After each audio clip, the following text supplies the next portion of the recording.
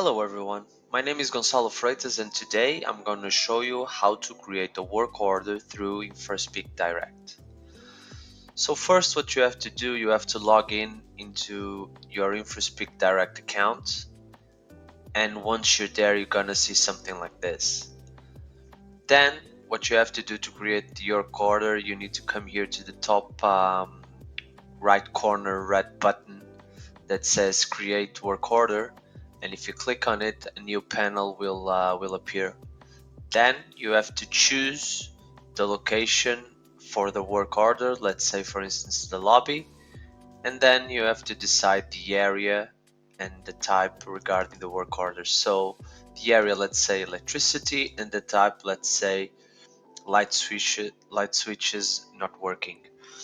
After that you have to choose the priority amongst the ones you have created. If you want, you can describe a little bit more about the work order, and you can add a photo or a document. Once all of this is done, you click on the create work order button on your bottom left corner, and the system will create.